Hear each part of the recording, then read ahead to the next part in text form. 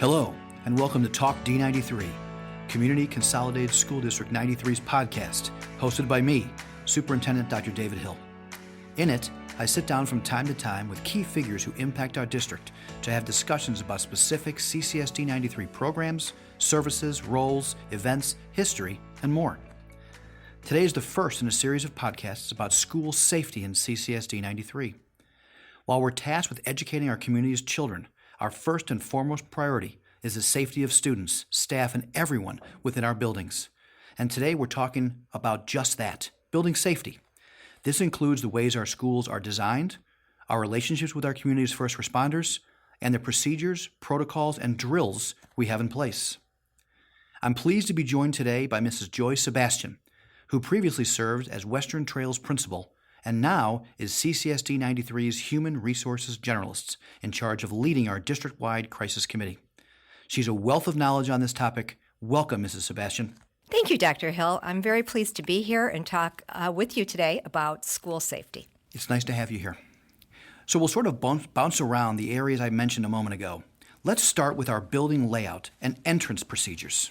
In my previous role in our business office, and now as superintendent, I've had the pleasure of working with our architects and school design committees as we've set about designing or remodeling the front entrance of each school to increase student safety. We have been really intentional about limiting guest access to the building and establishing multiple checkpoints before entry is allowed. We have strategically placed cameras throughout the exterior of our schools to monitor visitors before they enter.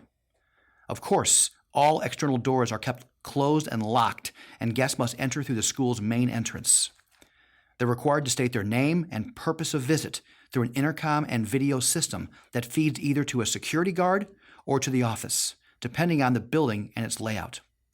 If the security guard or office determines that the visitor meets our established criteria for being allowed into the building, guests are granted access to a secure vestibule at the front of each of our buildings. Ms. Sebastian, can you walk us through what happens from there? Sure, I'd be happy to. So once a visitor is in the vestibule, they are not able to gain entry into our building without first checking into our visitor management system. Now, that system is great because it scans databases, including sex offender lists from all 50 states. Once the visitor clears our visitor management system, they are issued a badge with their name and their image on the badge and directed to the appropriate space within the building. They're also given a visitor lanyard that they'll wear around their neck to display the badge. I know how difficult that is because I've had to go through the rapid management system as well. What's the purpose of the badge and the lanyard? I'm glad you asked. Students and staff are trained to look for that visitor badge and lanyard. A person belongs in our building if they're wearing that lanyard.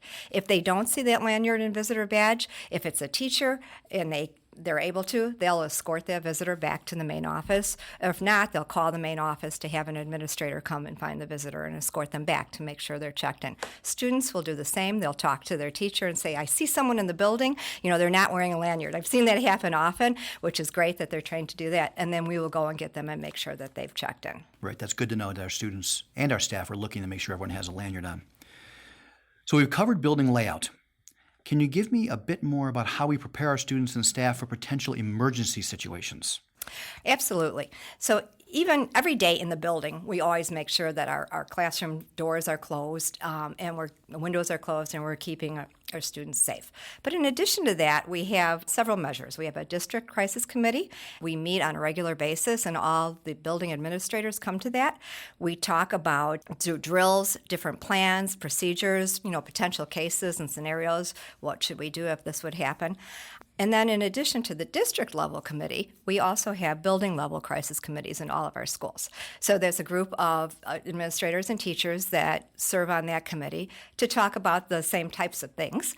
They take that information back to staff. At staff meetings, we review our drills, our schedules, and our procedures throughout the entire year. So I know we do an annual review of plans with village police and fire departments to ensure that we're all kind of on the same page.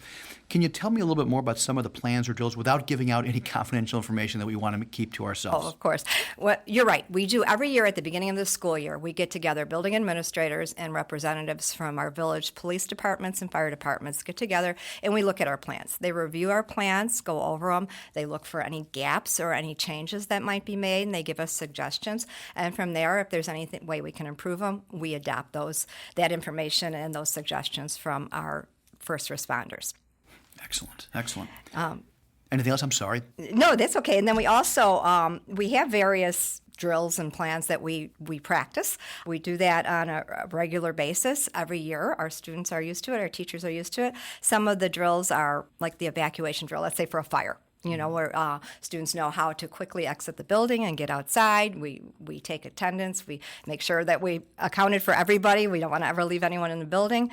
We do drills and we practice for things like tornado or even earthquakes, bus evacuation, how to get off a bus safely if we're on a field trip or we take a bus to and from school. And we also practice our run, hide, fight drill, and that's for if there was an intruder in the building. Obviously, practice is very important for if, God forbid, we had a real thing we had to deal with. Some of these drills, especially run, hide, fight, seem like they could, it's a lot for some students and staff to process and prepare for. Can you speak to what that experience can be like for them? Sure. It does seem like a lot, but we do practice. It's a regular habit that we have built. We teach our students just like we practice our math problems, just like we practice reading. Every year we start off our school year practicing our PBIS behavior expectations, and we review those throughout the year. So practicing for drills and practicing what to do in the event that something may happen is just commonplace for us. Our teachers go through the drills and the procedures. Sometimes we create student-friendly videos for them to watch, and we look at different ways to quickly exit the building, or how to places to hide if we're going to be quiet. And I think our students feel very comfortable with their teachers, and we make them feel comfortable, and it's just like a regular school day. We practice to be safe. We certainly want to maintain safety. Earlier, we mentioned our amazing local fire and police departments being involved in reviewing the plans and being on site while practicing them. From your experience, how have they been to work with?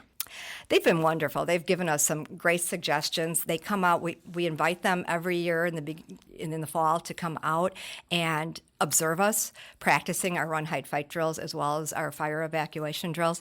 They come out, they critique us, they give us feedback, they sit down with us and talk about how we did and how we can improve.